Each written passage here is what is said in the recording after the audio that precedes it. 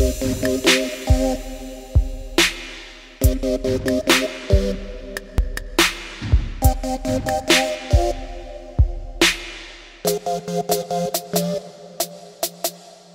pensez-vous de ce projet téméraire? Sire, la chose me paraît imprudente.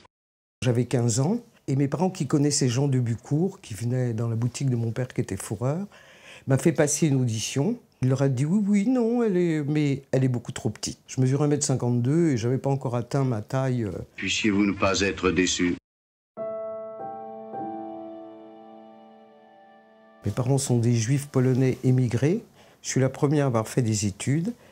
Et j'avais des envies de trouver un métier qui me mettait en relation avec les gens, parce que j'aimais les contacts.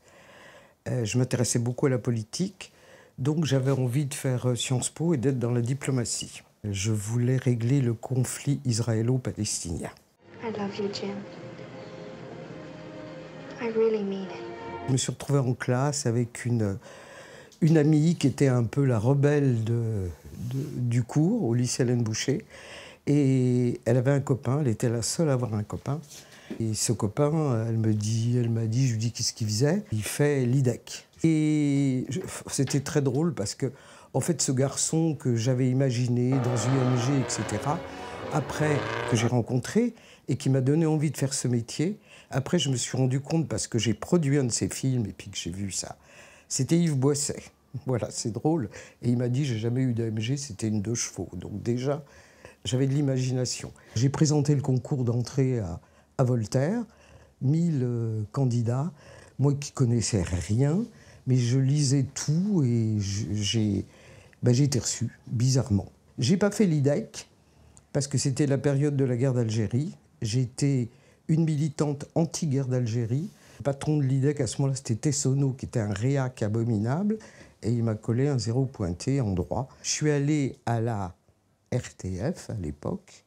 J'ai rencontré Jacqueline Chardon, qui m'a engagé, et je suis rentré le 4 juillet 1960 à la RTF.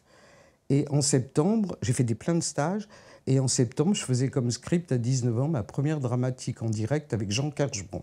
Mesdames, Mesdemoiselles, Messieurs, bonsoir. Dans quelques minutes, vous allez voir le journal télévisé, votre journal télévisé. Vous n'en reconnaîtrez pas l'indicatif et vous noterez des changements, je pense, dans la présentation et dans le rythme. J'espère que vous aimerez ce nouveau journal télévisé. Nous avons demandé au ministre de l'Information, à M. Alain Peyrefitte, de venir inaugurer cette nouvelle formule dont il a pris lui-même l'initiative. Monsieur le ministre, je voudrais vous demander d'expliquer aux téléspectateurs les raisons pour lesquelles vous avez provoqué ces transformations dans le journal. D'abord parce que toutes les formules s'usent. Si on ne veut pas ennuyer, il faut se renouveler. Moi, j'ai vécu quand même toute la période des années 64, de Gaulle, où là, il y avait Roger Peyrefitte, et c'était plus le politique était axé sur les journaux télévisés, il y avait une énorme liberté de création. Mais ça, c'était l'époque où les patrons des chaînes étaient des normaliens, où il y avait une espèce de culture comme ça, et où la fiction, on aimait les auteurs, on aimait... Alors c'était un peu les réalisateurs qui faisaient la loi. Là, c'était... il y avait des stars, et quand ils donnaient un projet, on le faisait. Au début, je faisais que du direct, ce qui avait que j'ai fait... La caméra explore le temps avec Stelio Lorenzi. Nous pouvons dire que si nous avons une préoccupation, elle nous vient de Voltaire, et c'est surtout de fuir le genre ennuyeux. Courrier, on vous hait dans certains milieux. Le savez-vous? Je le sais parfaitement. Je sais qu'on a juré ma mort. Alexis.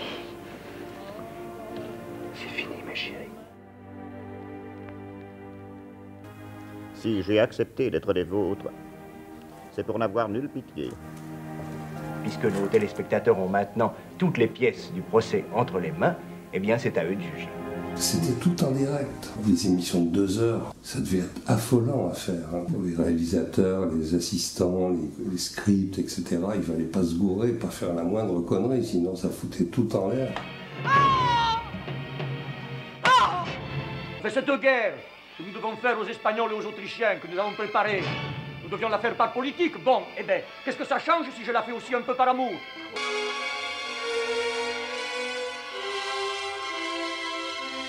tout ce que vous avez vu est parfaitement exact, aussi extraordinaire que cela puisse paraître. Peut-on se fier à la parole d'honneur d'un ennemi du gouvernement? Vous posez très exactement le problème. J'ai trouvé cette couronne dans mon berceau. Dieu me l'a donnée. Je la garde. Et je régnerai jusqu'à ma mort. J'adorais mon métier. J'ai travaillé avec beaucoup de metteurs en scène. Et puis ce qui était merveilleux, c'est que j'ai fait 5 colonnes à la une, j'ai fait Visa pour l'avenir, j'ai fait des voyages.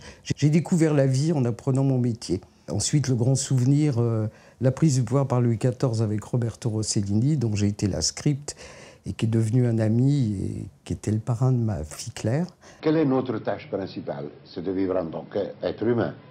Vivre en tant que cinéaste ou en tant qu'avocat ou en tant que sommelier, ce n'est pas vraiment une grande finalité dans la vie, non? L'important, c'est d'être un être humain avec le maximum possible de compréhension. Et puis, on fait aussi un certain boulot, puisque avec ça, on casse la croûte. Je suis né pendant la guerre, donc je le suis toujours, j'ai été juive, j'ai porté l'étoile jaune. Donc ça m'a donné très vite le sens de la justice et de l'injustice. Parce que quand on te fait traiter de sale juive à 10 ans à l'école après la guerre, ça vous fait vous poser des questions.